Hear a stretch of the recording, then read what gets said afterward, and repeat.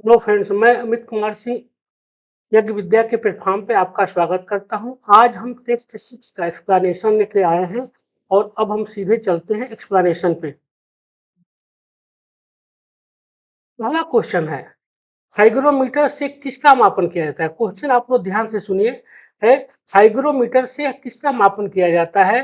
तो इसका आंसर होगा वायुमंडलीय आर्द्रता का। वायुमंडलीय आर्द्रता का मापन किया जाता है हाइग्रोमीटर से।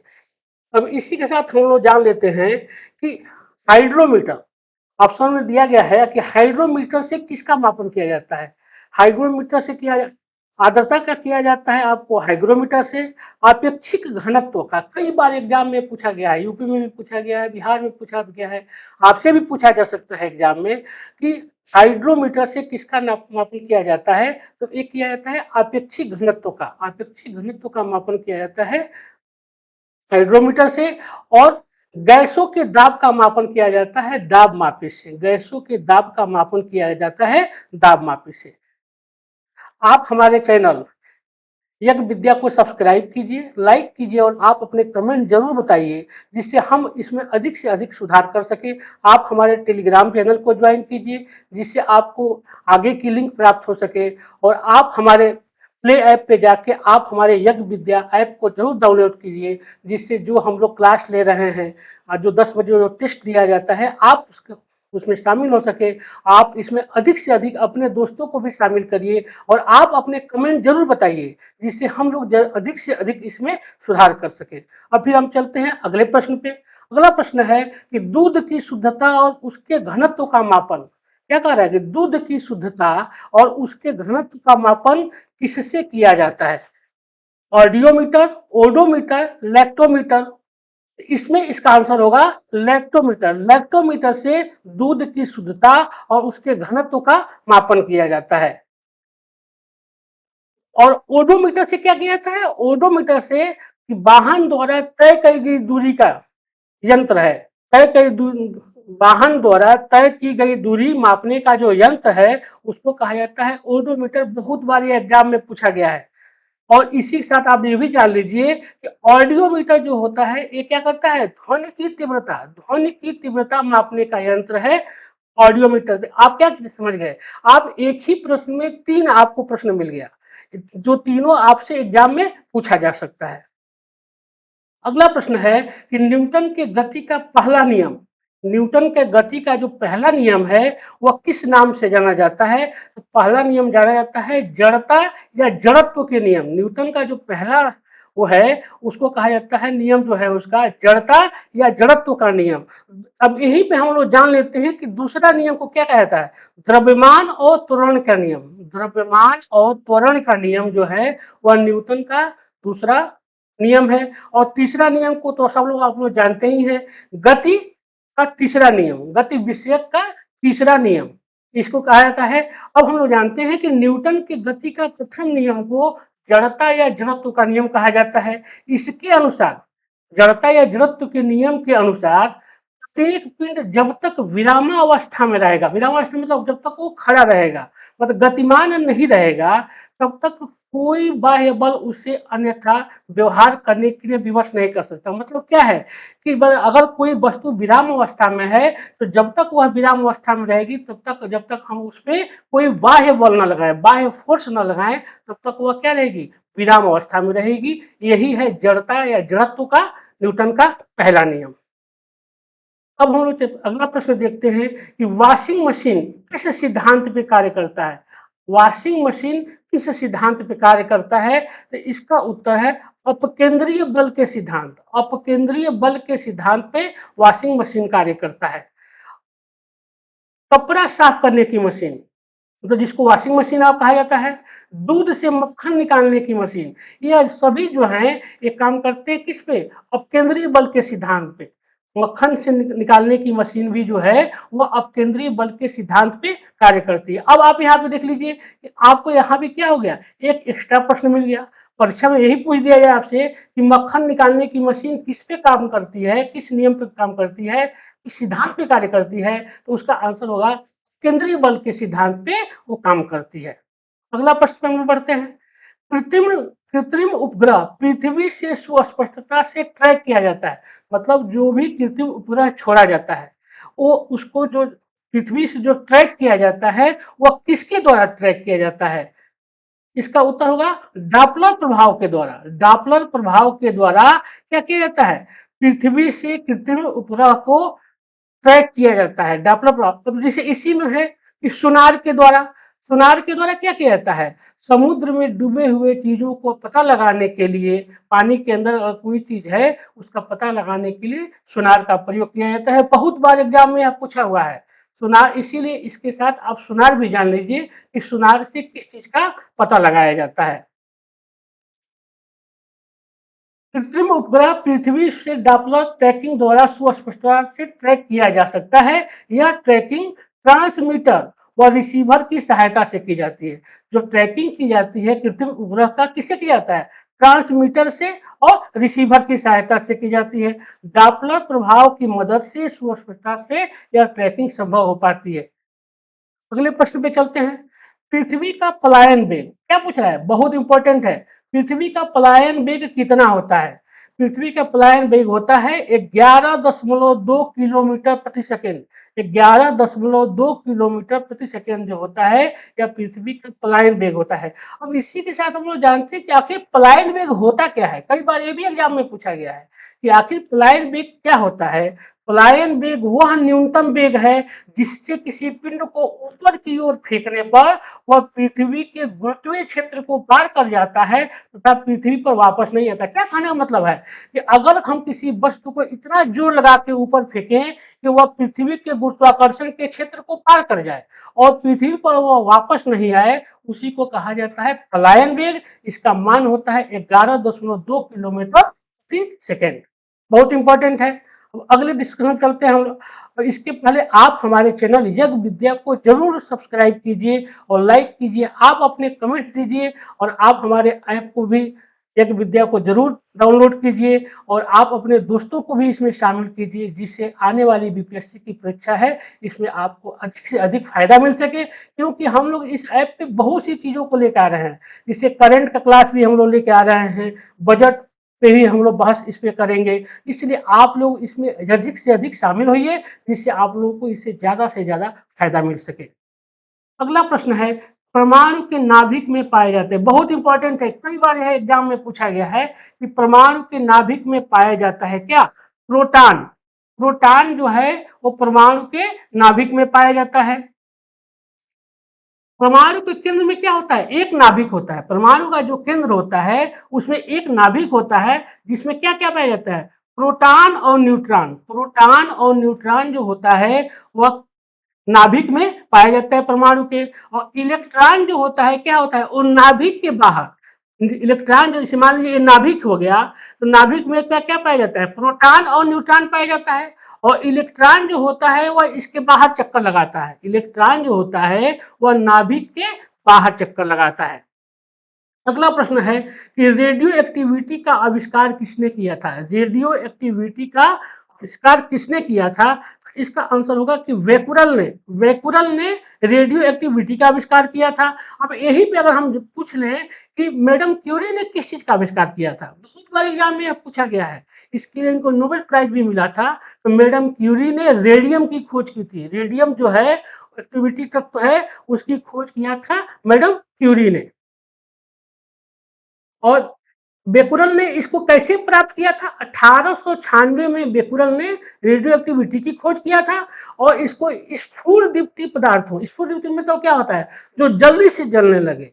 स्फुर का मतलब होता है जो जल्दी से जलने लगे। ऐसे पदार्थों के अध्ययन के दौरान ही बेकुरल ने रेडियो एक्टिविटी की खोज की थी। अगला प्रश्न है कि निम्नलिखित में से कौन रासायनिक परिवर्तन का उदाहरण? बहुत इंपॉर्टेंट है, बहुत बार यह एग्जाम में पूछा गया है और लगातार पूछा जा रहा है और आपसे भी जरूर पूछा जाएगा एग्जाम में कि कौन इसमें रासायनिक परिवर्तन का उदाहरण है? बर्फ का गलना, लोहे पर जंग लगना, दूध से दही बनना। इसका उत्तर होगा इसमें उपरोक्त में से एक से अधिक, मतलब डी। अब हम व्याख्या देख लेते हैं कि बर्फ का गलना भौतिक परिवर्तन है। देखिए प्रश्न में दिया गया है बर्फ का गलना भौतिक परिवर्तन है, ये भी कई बार एग्जाम में पूछा गया है।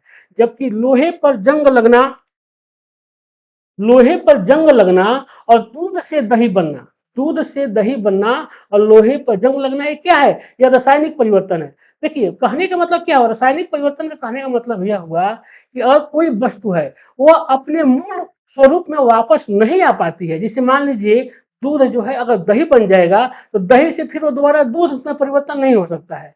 इसको कहा जाता है रासायनिक परिवर्तन। मतलब अगर कोई वस्तु है, अगर अपने वो मूल परिवर्तन को छोड़ देती है और दोबारा अपने मूल रूप में वापस नहीं आती है, उसको कहा जाता है रासायनिक परिवर्तन। आप यहाँ पे जान लीजिए यही अंतर होता है। और भौतिक परिवर्तन क्या है कि मान लीजिए कि बर्फ है, वो पानी बन गया तो पानी फिर जम जाएगा तो दोबारा बर्फ बन जाएगा। तो यह क्या होता है? यह होता है भौतिक परिवर्तन। यही कॉमन अंतर होता है। आप अगर इसको समझ लेंगे, कोई भी प्रश्न इस तरह का आएगा तो आप परीक्षा में हल कर सकते हैं। अगला प्रश्न है पाश्चुरीकरण संबंधित है। पाश्चुरीकरण किसे कहते हैं? दूध का। पाश्चुरीकरण संबंधित है दुग्ध के आसवन से, दूध के किण्वन से, निर्जमीकरण से। इसका उत्तर होगा कि दूध के निर्जमीकरण से क्या कहता है? पाश्चुरीकरण संबंधित है। अब इसको हम लोग देख लेते हैं। पाश्चुरीकरण एक ऐसी प्रक्रिया है, यह जान लीजिए, ये भी कई बार एग्जाम में पूछा हुआ है। पाश्चुरीकरण एक ऐसी प्रक्रिया है जिसमें दूध का निर्जमीकरण करके उसकी भंडारण क्षमता को बढ़ाया जाता है। निर्जमीकरण के द्वारा ही दूध को की भंडारण क्षमता, मतलब उसको ज्यादा दिन तक रखा जा सकता है। कैसे? अगर पाश्चुरीकरण की प्रक्रिया में दूध को 16 सेकेंड तक, ये भी एग्जाम में पूछा हुआ है, 16 सेकेंड तक 70 से 85 डिग्री सेल्सियस पे क्या किया जाता है? बहुत तेज से गर्म किया जाता है और फिर उतना ही तेजी से उसको ठंडा करके फ्रीज कर लिया जाता है। इसी को कहा जाता है क्या? पाश्चुरीकरण की यह प्रक्रिया है, इसको निर्जमीकरण कहा जाता है। इससे क्या होता है? दूध को भंडारण ज्यादा से ज्यादा दिन तक हो पाता है। अगला, अब हम लोग प्रश्न से पहले आप हमारे चैनल को जरूर सब्सक्राइब कीजिए, लाइक कीजिए, आप अपने कमेंट दीजिए और आप हमारे टेलीग्राम चैनल को ज्वाइन कीजिए, जिससे आपको आगे के क्लासों के लिंक प्राप्त हो सके। और आप हमारे ऐप को जरूर डाउनलोड कीजिए यज्ञ विद्या को। और आप हमारे टेस्ट में, आप हमारे और जो हम लोग क्लास लेने वाले हैं करंट अफेयर्स के और बजट सत्र पे, आप उसमें जरूर शामिल होइए और अपने मित्रों को भी ज्यादा से ज्यादा शामिल करने की कोशिश करिए। अगला प्रश्न है ठोस अशुद्धियों के शुद्धिकरण। प्रश्न समझिए, ठोस अशुद्धियों के शुद्धिकरण के लिए कौन सी प्रक्रिया अपनाई जाती है? इसका उत्तर हो जाएगा उपयुक्त में से एक से अधिक। आसवन की प्रक्रिया उपयोग, समझ लीजिए, ये भी एक प्रश्न पूछा जा सकता है। आसवन की प्रक्रिया का उपयोग तरल अशुद्धियों के शुद्धिकरण के लिए किया जाता है। हम लोग किसको पढ़ रहे हैं? ठोस का। लेकिन आप यहीं पे एक ये भी समझ लीजिए कि तरल अशुद्धियों का शुद्धिकरण किससे किया जाता है? आसवन की विधि के द्वारा किया जाता है। जबकि ऊर्ध्वपातन और क्रिस्टलीकरण का उपयोग किसके लिए किया जाता है? या ठोस अशुद्धियों के शुद्धिकरण के किया जाता है। मतलब ठोस अगर अशुद्धियों के शुद्धिकरण किया जाए, उसके लिए ऊर्ध्वपातन विधि और क्रिस्टलीकरण विधि का प्रयोग किया जाता है। और जब तक द्रव अशुद्धियों को दूर करने के लिए आसवन की प्रक्रिया को अपनाया जाता है। अगला प्रश्न हम लोग चलते हैं कि माणिक्य और नीलम, माणिक्य और नीलम का रासायनिक नाम है। प्रश्न है कि माणिक्य और नीलम जो ज्वारात होता है, उसका रासायनिक नाम क्या होता है? तो एल्युमिनियम ऑक्साइड, एल्युमिनियम ऑक्साइड होता है इसका, माणिक्य और नीलम का। यह किस रूप में पाया जाता है? यह प्राकृतिक में कोरंडम, प्राकृतिक रूप में जो कोरंडम एक ज्वारात है, यह एल्युमिनियम ऑक्साइड के क्रिस्टलीय रूप में पाया जाता है। याद रखिएगा, ये पूछ सकता है कि यह किस रूप में पाया जाता है, तो इसका उत्तर हो जाएगा क्रिस्टलीय रूप में यह पाया जाता है। अगला प्रश्न है साधारण मानों में गुण सूत्र होते हैं। तो क्या पूछ रहा है कि मानों में गुण सूत्रों की संख्या कितनी होती है? तो यह है 23 जोड़ी। 23 जोड़ी गुणसूत्र मानव, 23 जोड़ी मतलब क्या हो गया? 46 गुणसूत्र मानव में पाए जाते हैं। अब पुरुषों में कितना होता है? 44 plus X Y, 44 plus X Y मतलब 44 गुणसूत्र प्लस एक्स, एक्स गुणसूत्र, एक वाई गुणसूत्र, यह पाया जाता है पुरुषों में। और महिलाओं में पाया जाता है 44 प्लस एक्स एक्स, तो 44 गुणसूत्र और प्लस एक्स डबल एक्स गुणसूत्र महिलाओं में पाया जाता है। देखिए, अब यहीं पर आप एक चीज जान लीजिए, बहुत बार एग्जाम में पूछा गया है कि जब एक्स और वाई, एक्स वाई का जब मिलन होता है तो क्या होता है? संतान, पुत्र पैदा होता है। एक्स और वाई का जब मिलन होता है तो संतान पुत्र होता है, और जब एक्स एक्स का मिलन होता है तो संतान, माता से एक्स गया, पिता से भी एक्स चला गया, तो संतान क्या हो जाएगी? पुत्री हो जाएगी। इसीलिए देखिए, महिला में क्या होता है? केवल एक्स एक्स गुणसूत्र पाया जाता है, लेकिन पुरुष में एक्स वाई गुणसूत्र पाया जाता है।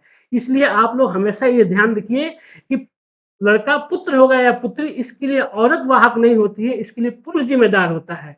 पुरुष से जो भी गुणसूत्र जाएगा, संतान उसी रूप में होगा, या तो वह पुत्र के रूप में होगा या पुत्री के रूप में होगा। अगले प्रश्न पे चलते हैं। मानव शरीर के किस अंग में लसिका कोशिकाएं पाई जाती हैं? बहुत इंपॉर्टेंट प्रश्न है। तो मानव शरीर के किस अंग में लसिका कोशिकाएं पाई जाती हैं? तो तिल्ली में लसिका कोशिकाएं पाई जाती हैं।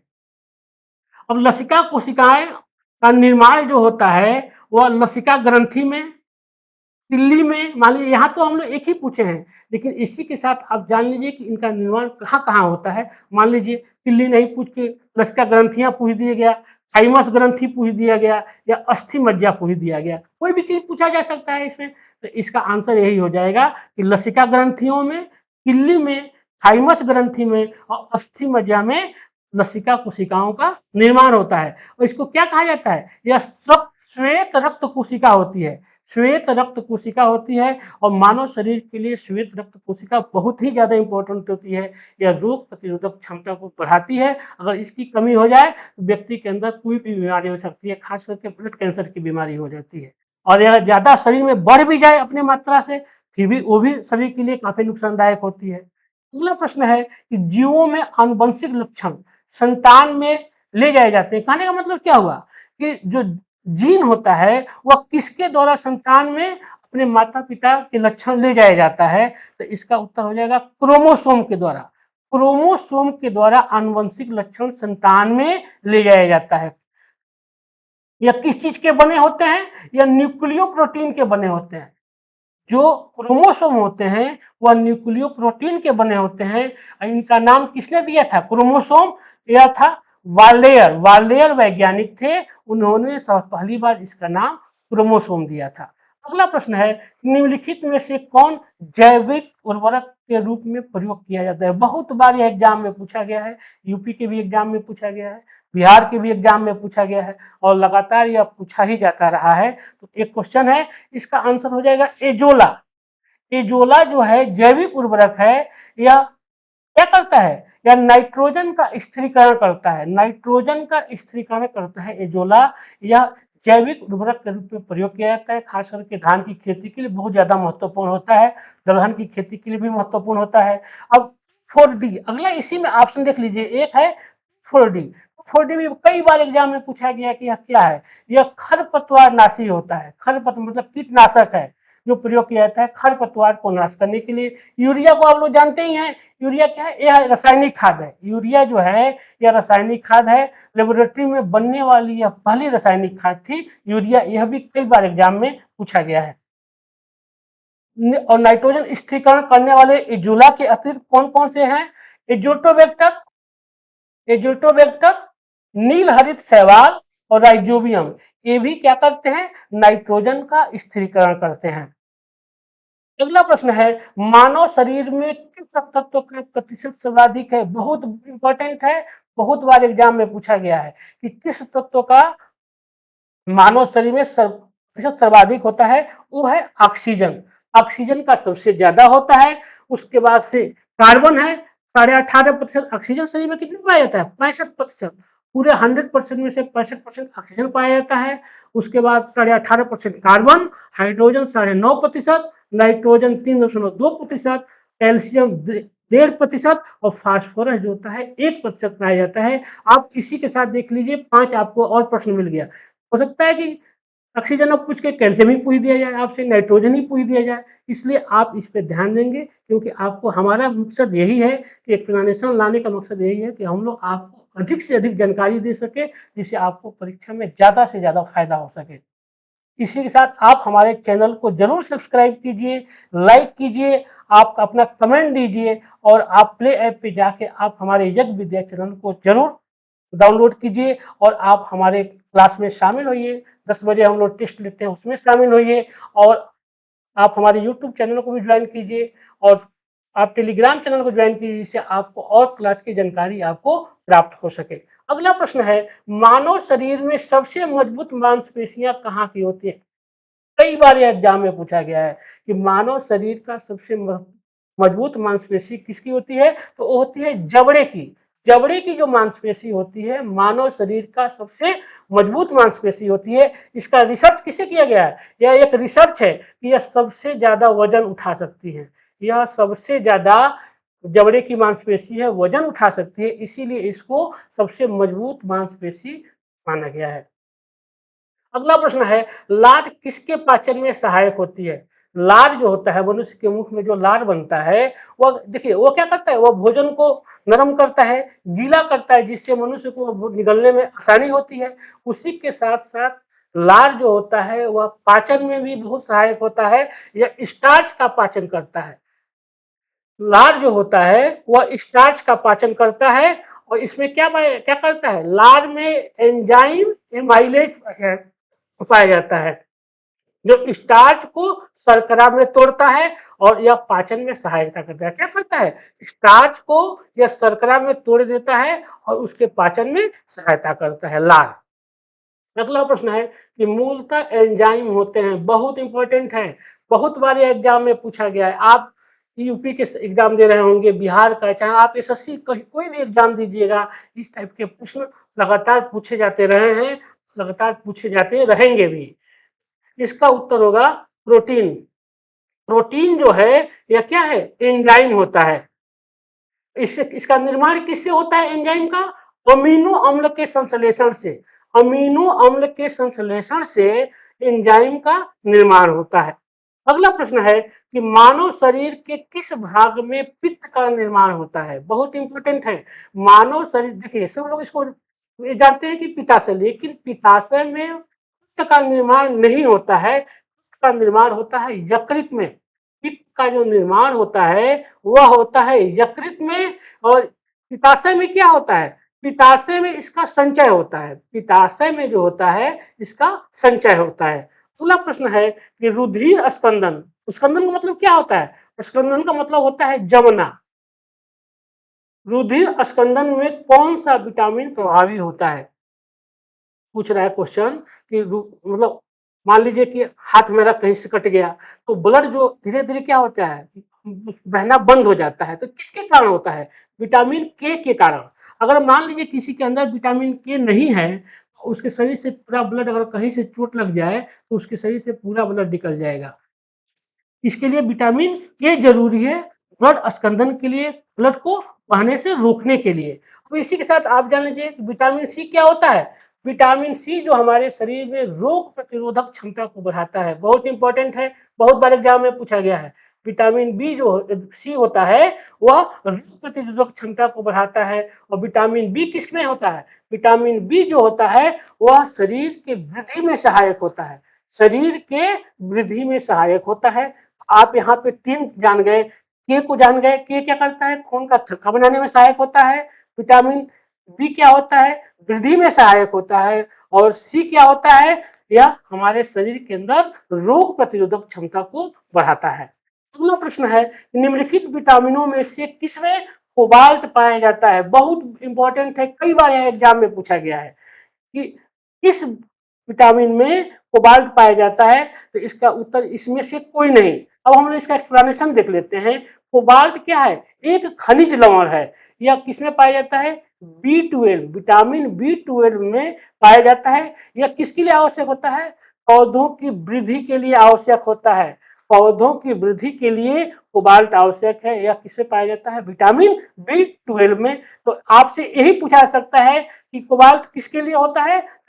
एक तो कहा जाता है कि किसमें पाया जाता है, तो मान लीजिए आप लगा दिए B12 में पाया जाता है। यह पूछा जा सकता है कि पौधों की वृद्धि के लिए कौन सा तत्व तो जरूरी होता है, तो उसका उत्तर हो जाएगा कोबाल्ट। अगला प्रश्न है कि पालक के पत्तों में किसकी मात्रा सर्वाधिक होती है? आयरन। आयरन की मात्रा जो होती है यह सबसे ज्यादा होती है किसमें? पालक के पत्तों में। इसकी कमी से कौन सी बीमारी होती है? शरीर में खून की कमी, मतलब अरक्तता की बीमारी हो जाती है। शरीर में खून की कमी, इसीलिए पालक बहुत इंपॉर्टेंट है किसके लिए, जिसके अंदर शरीर में खून की कमी होती है उसको डॉक्टर पालक खाने के लिए कहते हैं। आयरन की मात्रा इसमें सर्वाधिक पाई जाती है। अगला प्रश्न है, रक्त समूहों की खोज किसने की थी? जो हमारा जो रक्त समूह होता है ए बी और ओ, इसका खोज किसने किया था? इसका खोज किया था लॉर्ड कार्ल लैंड स्टीनर ने। कार्ल लैंड स्टीनर ने ब्लड समूह, रक्त समूहों की खोज की थी। यह 1900 में, 1900 ईस्वी में लैंड स्टीनर ने इसकी खोज की थी। 4 रक्त समूहों में विभाजित किया था, ए बी और ओ खोज की थी। इसी के साथ हम आज का क्लास यही समाप्त करते हैं, डिस्कशन यही समाप्त करते हैं। आप हमारे चैनल को जरूर सब्सक्राइब कीजिए। आप प्ले ऐप पे जाके यज्ञ विद्या ऐप को जरूर डाउनलोड कीजिए और आप हमारे टेस्ट में ज़्यादा से ज़्यादा सहभागी बनिए। और आप हमारे वीडियो को लाइक कीजिए, सब्सक्राइब कीजिए और आप अपने कमेंट को जरूर बताइए। इसी के साथ हम आज का क्लास यही समाप्त करते हैं। नमस्कार।